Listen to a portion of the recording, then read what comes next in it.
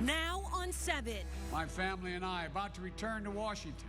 One nation under new leadership. Don't tell me things can't change. They can, and they do. President-elect Joe Biden. It's kind of emotional. About to take his oath of office as President Trump takes off. You've watched a troubling transfer of power. Now you're watching history. We, the American people, are united in spirit. Biden, Harris getting right to work, controlling the coronavirus, calming chaos, and reversing rollbacks. A new era is beginning, and it all starts right now. We're live in Washington, D.C. with Team 7 coverage of the inauguration of Joe Biden. And now at 10, you're watching coverage of the inauguration of Joe Biden. This is a live look at the National Mall. Just an amazing picture here. Powerful. You see almost 200,000 flags just lining the National Mall. Incredible moment in history, and President Trump departing the White House at around 8 o'clock this morning. He made a short speech, certainly for President Trump, at Joint Base Andrews, touting his successes, his last time there in Maryland and Washington as Commander-in-Chief, as well as President of the United States. He boarded Air Force One for the last time to head to his Mar-a-Lago estate in South Florida in Palm Beach.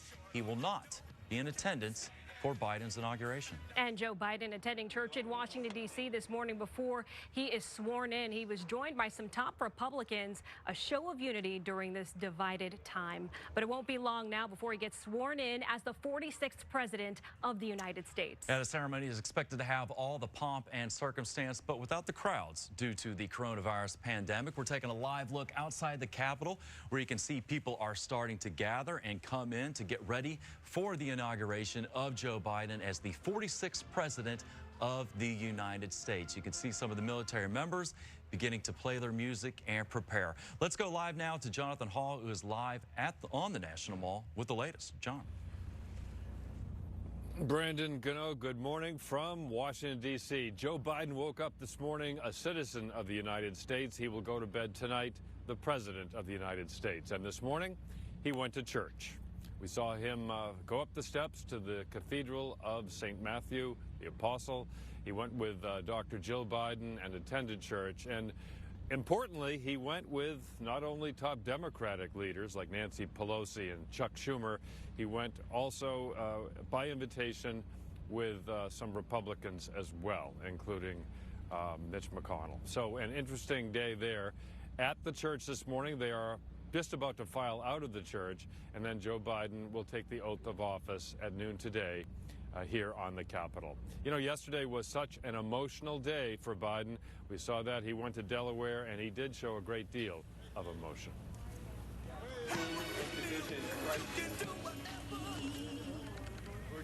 Sing grace.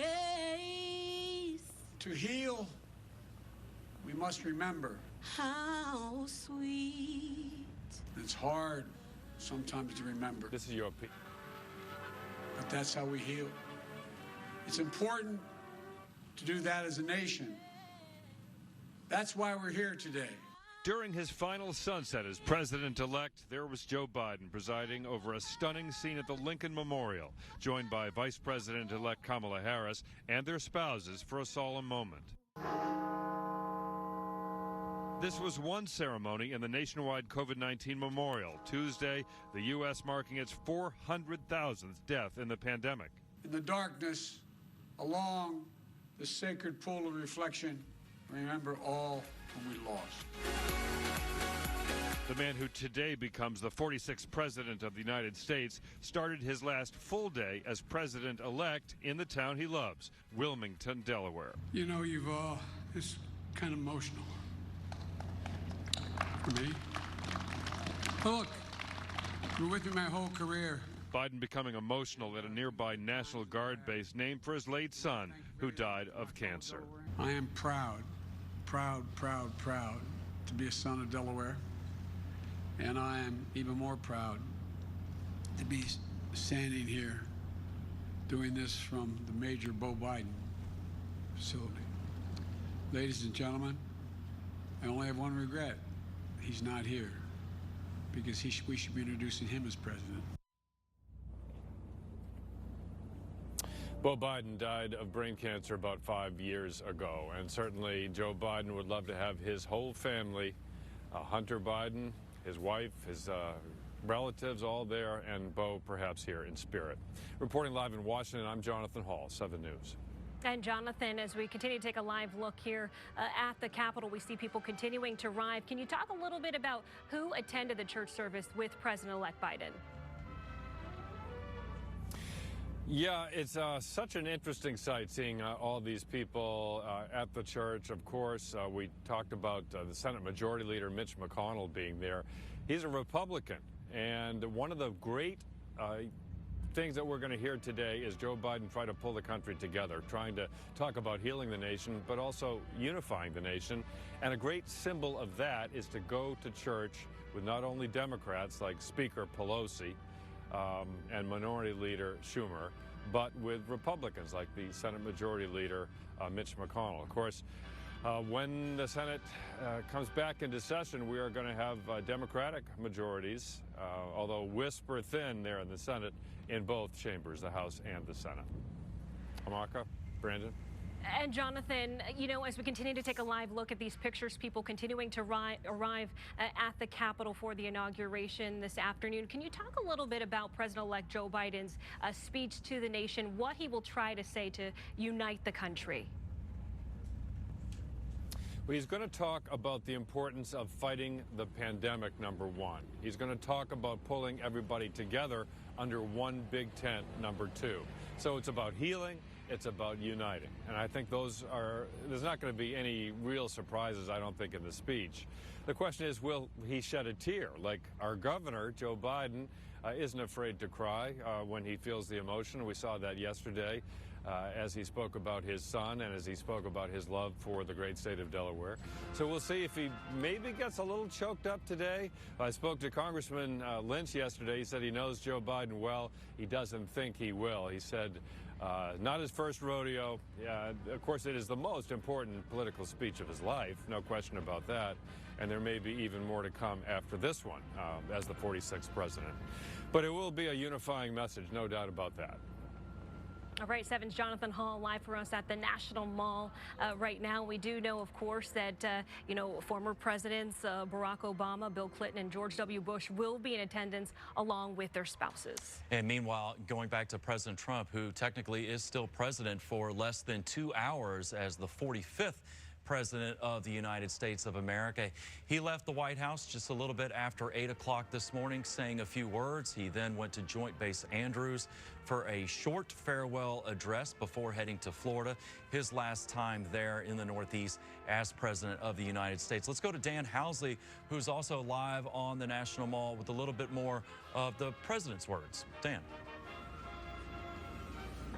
Well, Brandon, I think you noted earlier that President Trump leaving at the time he did allowed him to get off on Air Force One because he will continue to be president until noon, which will probably get him back to Florida in that time. Looking at his departure from the White House this morning, we are told that President Trump did leave a note for Joe Biden there on the Resolute desk in the Oval Office, as is tradition.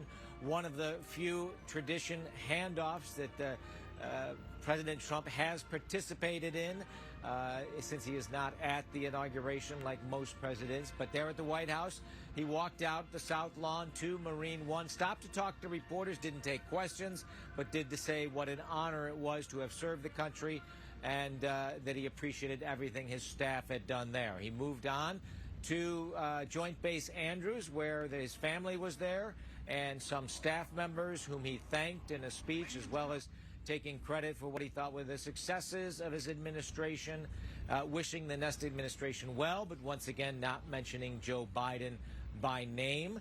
And Vice President Mike Pence not in attendance there at Joint Base Andrews. There was talk he might have been there at the White House. If he was, we did not see him, but he certainly could have been inside. It was from there at Joint Base Andrews where the president got the last sounds from Marine Band playing Hail to the Chief. And also the 21-gun salute and a red carpet allowing him to get onto Air Force One for his flight to Florida, where he is expected to arrive at Mar-a-Lago, and his schedule from there is unknown. Nothing on a public schedule for a soon-to-be former President Trump. Back to you. Dan, when President Trump left the White House this morning, the last time as president, he did say to that press pool, you mentioned that he went to ask them some questions or make some answers. He did mention to them, I just want to say goodbye, but hopefully it's not a long trip goodbye. Do you feel that's an obvious sign that he's going to try to run for president here in 4 years? Well, I think it's a long way to that. I think he would certainly love to. And I suppose, interestingly, on that theme, the one thing I noticed that we talked about earlier is that he didn't take a direct ride to Joint Base Andrews, but there in Marine One, it headed off to that direction, but then it circled around the Capitol, back to the White House. It basically did a lap along the beautiful scene we have here today on the National Mall, back over the White House, and then finally headed to Joint Base Andrews. So there does seem to be both image and word that the president is reluctant to leave and would love to work his way back. But there's a lot to be done before that can happen. He has not declared for the presidency like he did last time around. He basically opened his next campaign on the day of his inauguration. This time around, he has hinted that he, or at times he has talked about the movement continuing rather than he necessarily continuing and to come back in office. And either of those things are something we're going to have to wait and see whether he can carry off, because, of course, there's an impeachment trial to come. That would have something to say about the potential for him attempting to run for office again, and it would also have something to say about whether how many people would stand behind him and a movement that he would lead. So it certainly sounds like he'd love to be back in 4 years. He'd love to have an influence on the next 4 years, but whether he can or can't, there's a lot of water to go over the bridge before we figure that out. Well, Dan, I want to mention that we're taking a live look right now at a motorcade where current Senate Majority Leader Mitch McConnell has just stepped out. And I think this is a perfect leeway into what we were talking about, asking you to perhaps speculate a little bit with that impeachment trial coming up. But with seeing the support that Mitch McConnell is giving President-elect Joe Biden today, as well as the words he had about President Trump's potential role in that riot, him saying certainly that the president helped incite that riot. Do you think that this is a sign that McConnell and other Republicans, or at least more than we thought originally, might vote to impeach President Trump? Well, I think it certainly opened up the possibility to a greater degree than we thought before he said that. And this also gets into the area you talk about, the Republican Party and what President Trump wants to do and what the Republican Party wants to do. Mitch McConnell's trying to figure that out. And the suggestion was that an impeachment trial of President Trump, that Mitch McConnell thought it might actually help the Republican Party, might help them purge President Trump for the party. But the tricky one is whether he can purge President Trump for the party but keep his supporters, because the Republican Party certainly needs those supporters if they're going to win elections in the future. So it's a question of whether Mitch McConnell is playing the long game, figuring, and he'll figure that out during a trial and see how it plays out for President Trump.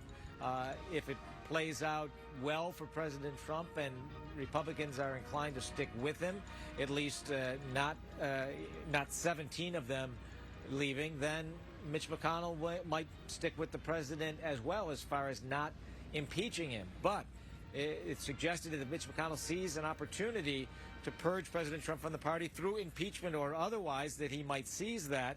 If the impeachment trial does not go well for President Trump, he may see that as an opportunity to agree to convict. And if he does it, it's certainly going to be a lot easier to find 17 Republican senators in total to get to that two-thirds majority. But we're going to have to see how a trial plays out and how a few weeks or a few months plays out as well, to see if those folks will go along. And whether they can go along is whether they can feel they can buck this president and still bring the party back together. So you have a lot to see happen over the next few weeks to see what's going to happen to President Trump and what's going to happen to the Republican Party.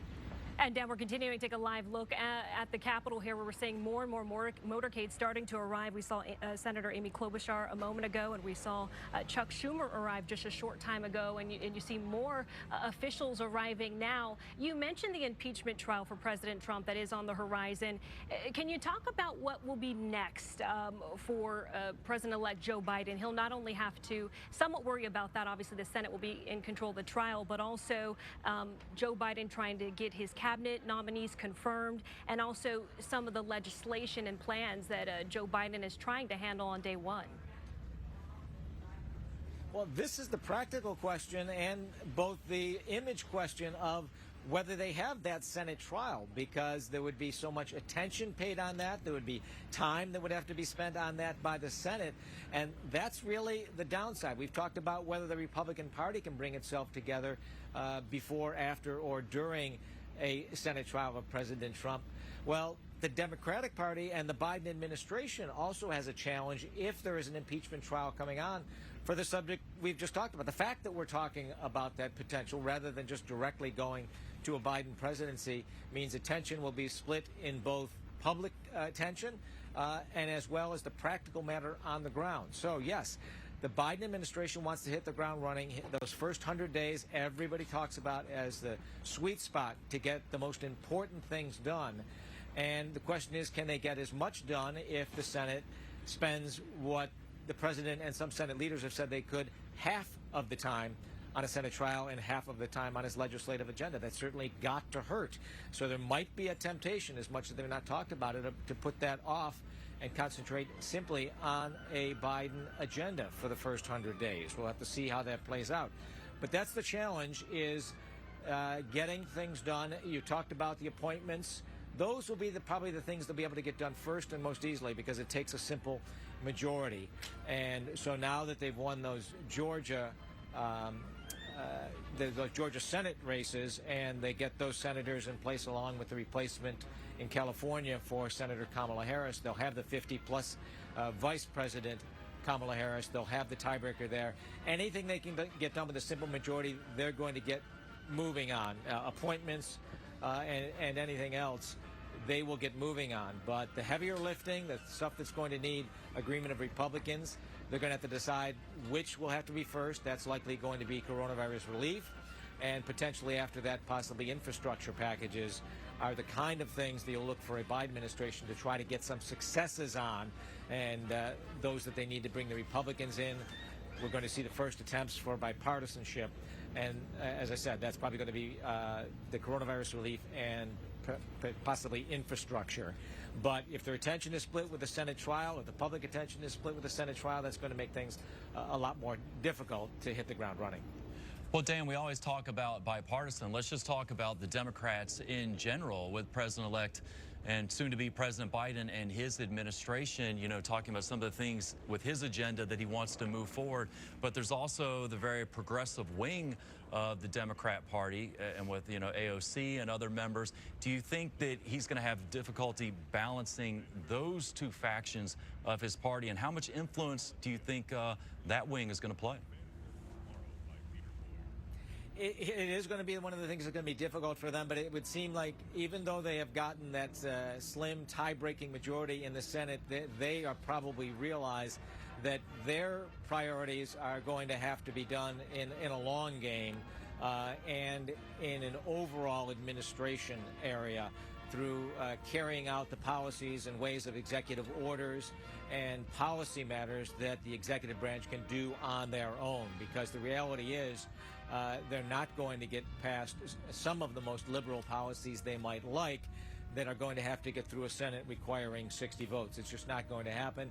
And so you're going to see Joe Biden trying to get things done more with Mitch McConnell than with AOC. Now, that said, he has promised to work on policies that Bernie Sanders has wanted to do. Bernie Sanders, of course, got assurances from Joe Biden when he gave up during the primaries and said he sought assurances and got assurances from Joe Biden that should he win the White House, as he has, that Bernie Sanders would give his support, saying that he had gotten assurances that some of the policies that he and AOC hold most closely, that Joe Biden would work on them. So he will, but it's likely more to be done in the policy nature of his administration and in executive orders than it's going to be done in some type of heavy lifting of legislation that's going to push a Green Deal or some other progressive policy through a Congress where he just doesn't have the Republican votes to make those kind of things happen. And Dan, as we continue to take a live look at these pictures of people arriving at the Capitol, we saw Senator Ted Cruz a moment ago. We do know that former President Barack Obama and his wife Michelle Obama have already arrived as well. And a former president putting out this tweet a short time ago saying, "Congratulations to my friend, President Joe Biden, exclamation point. This is your time." And that picture really says it all. You know that they are close friends. They had a close relationship when President Obama was in office for 8 years. And it really is coming full circle, obviously, with President-elect Joe Biden serving as his vice president, and then now will be the 46th president of the United States. Yeah, absolutely. And we want to bring in now our Emerson College pollster, Spencer Kimball. And as Spencer, there's been a lot of talk of the former administration's low approval ratings. Do you think that President Biden can come in with high approval ratings and perhaps even go over 50%? Well, yes. Normally we see as incumbent presidents, there's a honeymoon period, and President Barack Obama had it. Even George Bush, after he beat Al Gore in that controversial race, had a little bit of a honeymoon. Donald Trump did not have a honeymoon period. It was pretty much from start to finish around a 40–45% approval. I expect to see Joe Biden getting that honeymoon period. I think there's a lot of Americans out there with wishful thinking, and I expect to see his numbers up in the 50s, maybe even the low 60s over the next couple of days. Just curious, Spencer, how long does that honeymoon period usually last, and when do we first start to see some approval ratings? Well, typically it's on a piece of legislation. So for Obama, it was a really big issue was Obamacare, and that really took a lot out of his approval. But for other presidents, other events happen. Obviously, with President Bush, there was 9/11 in different events that take place that will overset what the initial reaction is. But I think the country has been worn pretty thin over the last 4 years under this administration, and are looking for something more optimistic coming in. So that's why I expect to see it bounce. The question will be, as you mentioned, can he hold it?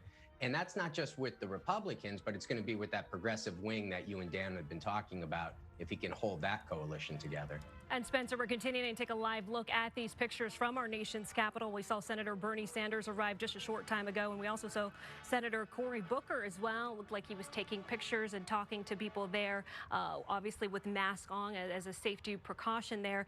Spencer, can you talk a little bit about the divisiveness we've seen so far? I mean, I think Americans are ready to turn the page for the next 4 years. What is the task that President-elect Joe Biden has ahead of him?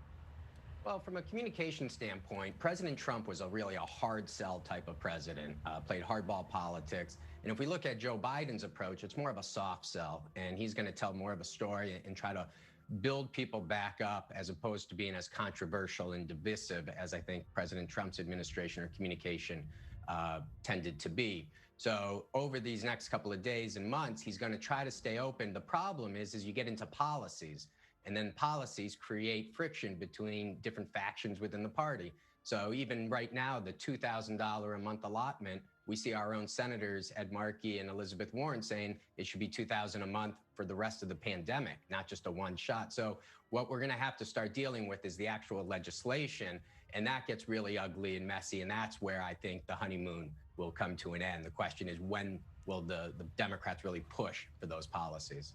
Yeah, speaking of that, you know, a lot of articles are out there this morning, you know, with Joe Biden taking over the presidency, and says the torch will be passed, but it's up to Biden to make it glow. And you talk about that honeymoon period.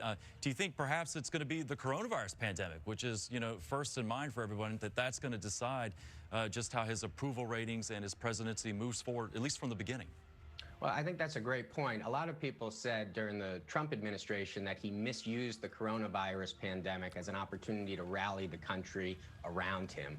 I expect to see Joe Biden try to use that sense of patriotism and belonging together as a society to try to build support around him amongst everybody. And I think that is a common enemy that we're all dealing with that should be able to capture 60, 70% support from people. Even for folks who dislike him, they still are dealing with the COVID pandemic. And so I think that would be a great issue for him to come out on.